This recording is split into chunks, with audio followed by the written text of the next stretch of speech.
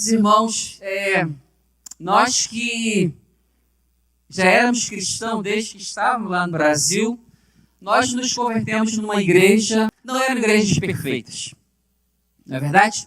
Eram igrejas imperfeitas. Então todos nós que aqui estamos, e se você também entregou sua vida para Jesus, não lá no Brasil, mas aqui, é muito provável que você também entregou sua vida para Jesus numa igreja imperfeita. Somos imperfeitos, logo a igreja é imperfeita. Então, o problema não é o outro, né? O problema sou eu e você, não é verdade? Então, todos nós somos o problema, né?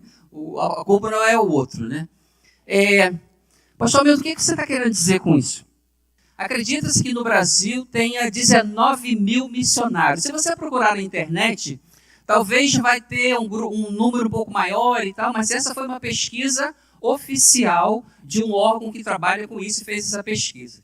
Se você considerar esse número de 19 mil missionários, menos de 0,1% dos cristãos brasileiros são missionários. E para piorar, ou não sei se piorar é a melhor palavra, apenas 50% atuam fora do Brasil.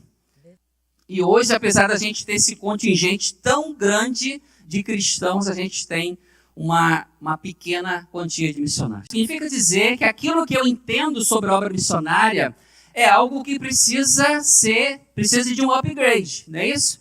Precisa colocar ali, ligar o fiozinho, fazer um download ali, e é isso que a gente tem tentado fazer aqui nos cultos missionários.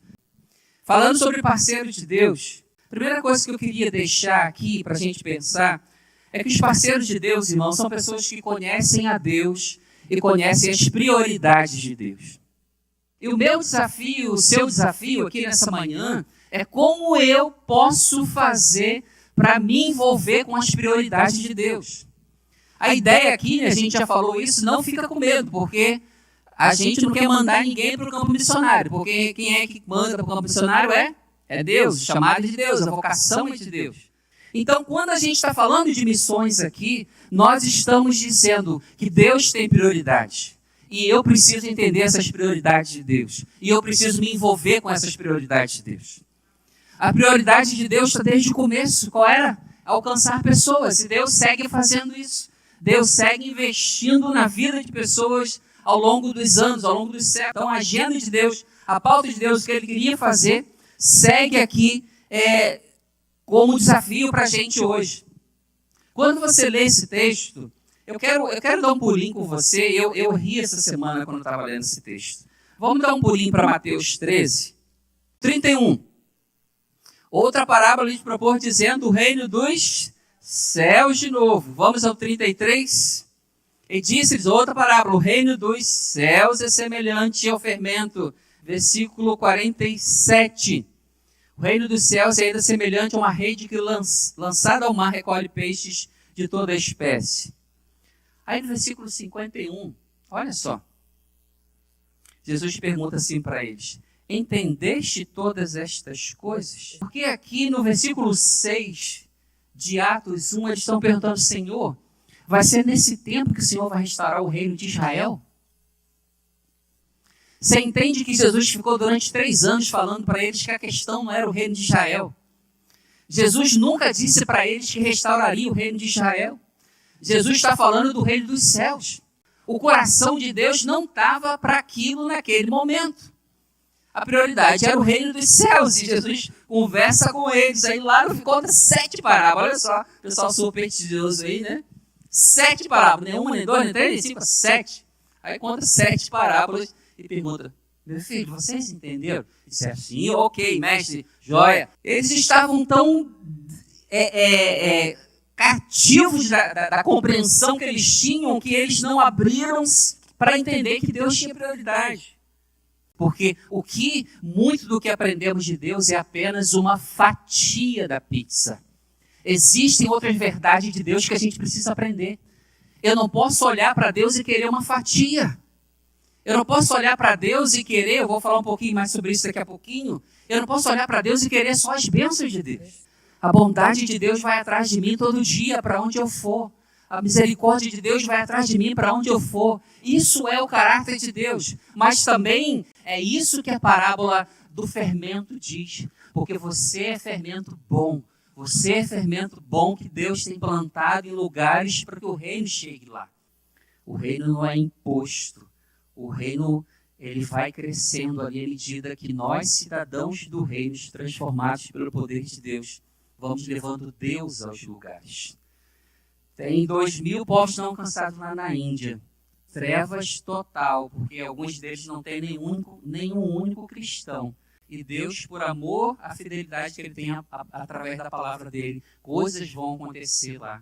Você talvez nunca vai ver, nunca vai perceber, mas vão acontecer porque essa é a verdade da parábola do fermento. Tem muita gente com o coração adoecido, porque tiraram o olho da missão e colocaram na promessa. E muita gente está com o coração adoecido, porque a esperança que tinha que alguma coisa acontecer, não aconteceu.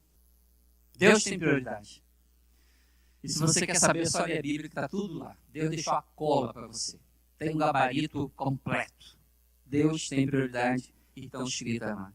A vida é um empréstimo e não é um cheque branco assinado por Deus.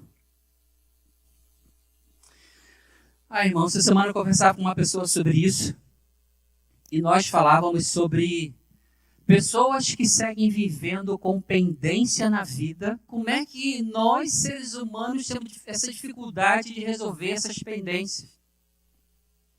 E a gente vai carregando isso ao longo da vida como se a gente fosse viver para sempre. Um segundo de vida foi um mês, um ano, 50, 70, 80 anos. É isso que Deus está te dando? Então, Deus vai pedir de volta esse empréstimo que Ele deu para você. Porque quando você pega um empréstimo lá, o que você tem que fazer? Tem que pagar de volta. Você não é dono do seu nariz. Você não é dono do seu nariz. A gente ouve isso no Brasil, não é verdade? Fulano ele é dono do nariz dele. Você não é. Se você é cristão, tem alguém que é dono do seu nariz, da sua cabeça, do seu corpo e tudo mais. Porque essas coisas atrapalham o caminhar da gente. Essas coisas amarram a gente. Essas coisas deixam a gente prendido onde a gente não deveria estar preso. Essas coisas seguram a gente. Deus não quer que a gente fique seguro lá. E os parceiros de Deus sabem disso.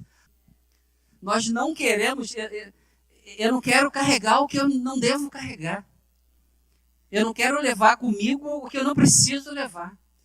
E os parceiros de Deus sabem disso. Os parceiros de Deus, eles são mais leves, porque eles sabem que eles são pesos desnecessários. São pesos que não tem que carregar.